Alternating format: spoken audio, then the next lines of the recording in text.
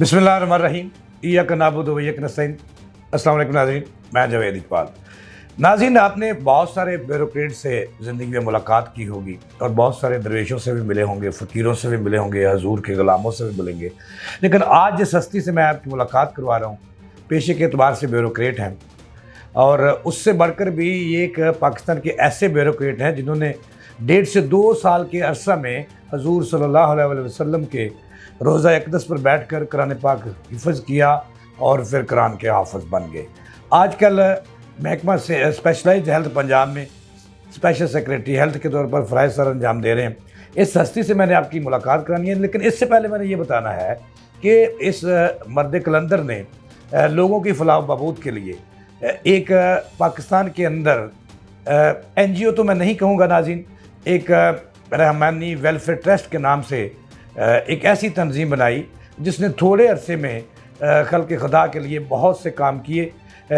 मैं इनका तारुफ़ करवाने से पहले ये भी आपको बताऊंगा कि इन्होंने जो अपना कैरियर का आगाज़ किया एक वैक्सीनेटर से किया, उसके बाद जनाब मेरी मुराद है जनाब तारक महमूद रहमानी साहब, और उसके बाद स्कूल टीचर बने और उसके बाद एक चैलेंज के तौर पर मुकाबले का इम्तहान किया और ख़िदमत के लिए ख़ुद को मामूर कर दिया पाकिस्तान के अंदर, पंजाब के अंदर। तो आइए आपकी मुलाकात करवाते हैं तारक महमूद रहमानी से। अस्सलाम वालेकुम सर। वालेकुम अस्सलाम सर। सर शुक्रिया, आपने हमें टाइम दिया, हालांकि आप बहुत बिजी हैं, लेकिन ये बताइएगा कि रहमानी वेलफेयर ट्रस्ट पाकिस्तान ये कैसा चल रहा है और किस मकसद के लिए बनाया और क्या उस मकसद के लिए अब तक आप कामयाब हुए हैं? मौला यसल्लि वसल्लम दाइमन अबदन अबदा अला हबीबिका खैरिल खल्क़ि कुल्लिहिम। सबसे पहले तो आपका बहुत शुक्रिया, जज़ाकुमुल्लाहु खैरा, कि आपने मुझे एक ऐसी बात के लिए जो है वो मौका दिया जो समझता हूँ मैं कि ये पैगाम सब तक पहुँचना चाहिए। जावेद साहब, रहमानी वेलफेयर ट्रस्ट बेसिकली अपनी मदद आपके तहत काम करने वाला एक ऐसा इदारा है जिसकी बुनियाद हमने आका करीम सल्लल्लाहु अलैहि वसल्लम की इस हदीस पे रखी, खैरुन्नास मन यनफ़उन्नास, कि लोगों में से बेहतरीन वो है जो लोगों को नफ़ा पहुंचाता है। फिर इसमें हमने कोशिश ये की कि बजाय इसके कि हम इस इंतज़ार में बैठे रहें कि कोई आएगा और वो हमारे लिए कोई खैरात लेके आएगा, हमारे लिए कोई तोहफ़ लेके आएगा और हमें मौका देगा कि हम उठें और किसी काम में लग जाएं, हमने जितने लोग थे उनको मोटिवेट इस पे किया कि अपनी मदद आप करनी है, अव्वल ख़ेश बाद दरवेश के फार्मूले पे करनी है।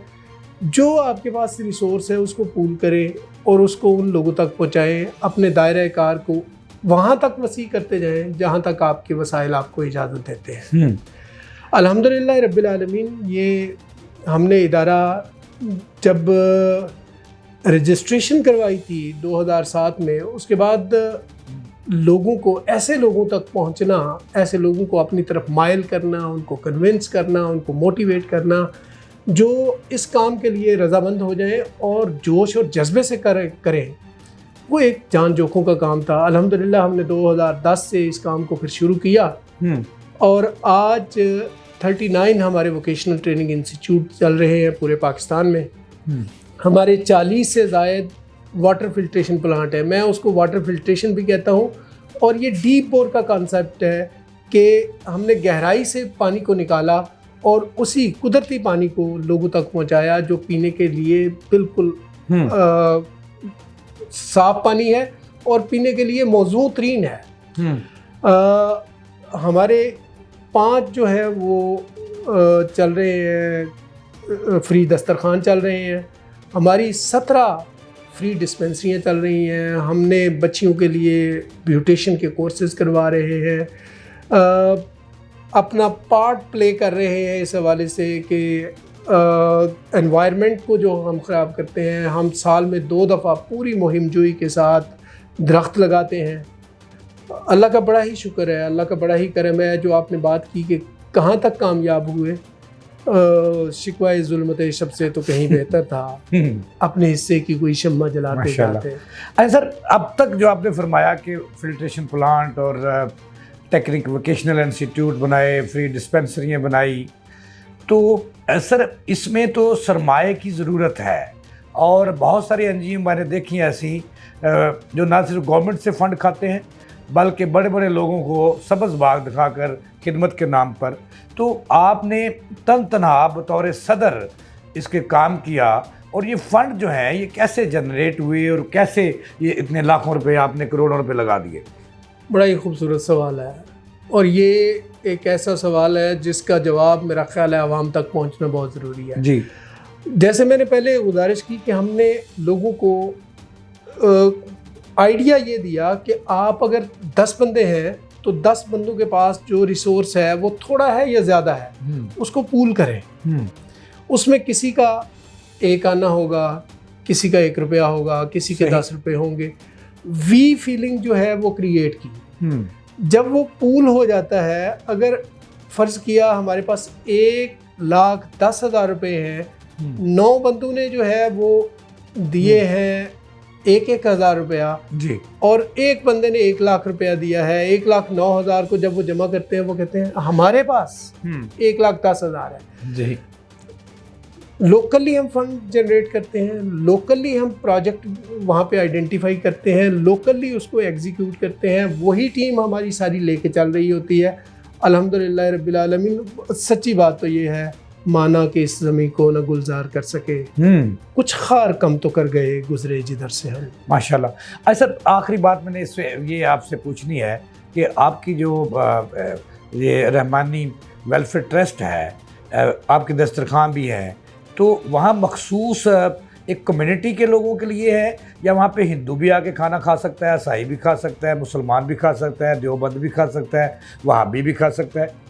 یہ بھی بہت خوبصورت سوال ہے، کیونکہ جب ہم نے یہ نام رکھا رحمانی ویلفیئر ٹرسٹ تو لوگوں کا خیال، پہلا خیال یہ جاتا ہے کہ یہ تو رحمانیوں کے لیے ہے. ہرگز نہیں. آپ کا استحقاق یہ ہے کہ آپ انسان ہیں، اور اگر آپ مستحق بندے ہیں تو پھر آپ کو کسی اور پہچان کی ضرورت نہیں. اِنَّا جَعَلْنَاكُمْ شُعُوبًا وَقَبَائِلَ لِتَعَارَفُوا. اللہ فرماتے ہیں ہم نے تمہارے قبیلے اور گروہ تو اس لیے بنائے کہ تمہارا تعارف ہو سکے. اِنَّ أَكْرَمَكُمْ عِندَ اللَّهِ أَتْقَاكُمْ. عزت کی اصل وجہ جو ہے وہ تو تمہارے لیے تقویٰ ہے. اب صورتحال یہ ہے کہ ہم دینے والے جو ہیں، موٹیویٹڈ لوگ جو ہیں، وہ سارے کے سارے رحمانی ہیں، لیکن ہماری ڈسپنسریز پہ، ہمارے پانی لینے والی جگہوں پہ، ہمارے دسترخوان پہ جو لوگ آ رہے ہیں، نہ ہم ہرگز ان سے یہ نہیں پوچھتے کہ بھائی جان آپ کا تعلق کس کمیونٹی سے، کس مذہب سے، کس فرقے سے ہے. ہمارے لیے وہ سارے عام ہیں جو ضرورت مند ہیں. ماشاءاللہ. ضرورت ان کی جو ہے وہ اہمیت قائم کرتی ہے. کتنے اضلاع میں ابھی تک رحمانی ویلفیئر ٹرسٹ کام کر چکا ہے یا کرنے جا رہا ہے؟ سر اضلاع تو ہماری ڈومین پورا پاکستان ہے. ڈومین پورا پاکستان ہے، اور ہم نے کوشش یہ کی ہوئی ہے کہ جہاں جہاں پہ ہمیں کوئی ڈونر، کوئی دوست مل جاتا ہے جو موٹیویٹڈ ہوتا ہے، وہاں پہ ہمارا ایک یونٹ قائم ہو جاتا ہے. اس یونٹ کا دائرہ کار جو ہے وہ متعین ہے. آلموسٹ ہم ٹاپ ٹو ڈاؤن اپروچ پہ لگے ہوئے ہیں. ضلع سے لیتے ہیں، ضلع جو ہے اسے کہتے ہیں کہ آپ تحصیل میں کام کریں، تحصیلوں میں اپنی باڈیز بنائیں. تحصیلوں کا کام ہے یو سی لیول تک بنائیں، اور یو سیز میں اگر زیادہ چھوٹے گاؤں شامل ہیں تو ہم دیہات کی لیول تک اس کام کو لے کے جا رہے ہیں. الحمدللہ پورے پاکستان میں، ہر ضلع میں تو نہیں ہے، کچھ اضلاع 50% آپ کہہ سکتے ہیں کہ اضلاع میں ہمارے لوگ موجود ہیں، اور اس طرح یونٹ موجود ہے. آخری سوال سر، میں نے شروع میں یہ آپ کا تعارف کراتے ہوئے اب کسی تعارف کے محتاج نہیں ہے، یہ کہا تھا کہ ایک ایسی ہستی ہے جو بیوروکریٹ ہے، لیکن 50 سال کی عمر کے قریب انہوں نے قرآن پاک حضور صلی اللہ علیہ وسلم کے روزہ اقدس پر حفظ کیا اور حافظ قرآن بن گئے.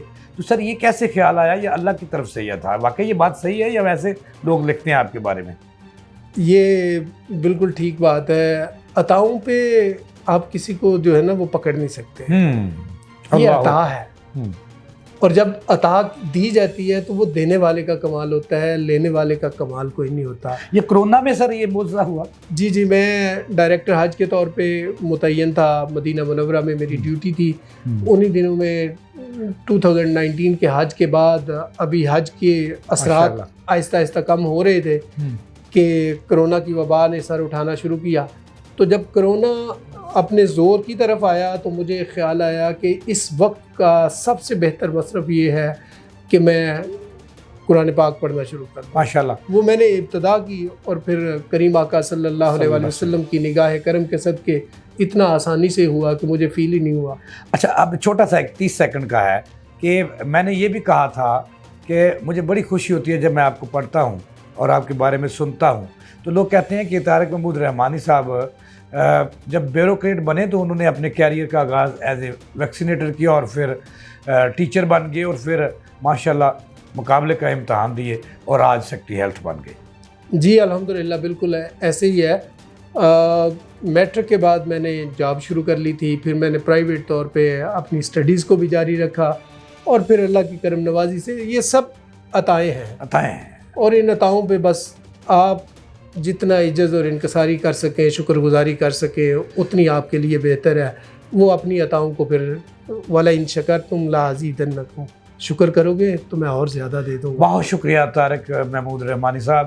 ناظرین، آپ نے گفتگو سنی، ایسے بھی عاجز لوگ اللہ نے پیدا کیے ہیں اور جنہیں اللہ عطا کرتا ہے وہ مزید جو ہے وہ خدمت خلق کے لیے کام کرتے ہیں، اللہ کی مخلوق کے لیے کام کرتے ہیں۔ تو یہ تھے طارق محمود رحمانی کے ساتھ ہی مجھے اجازت دیں، اللہ نے کے بعد۔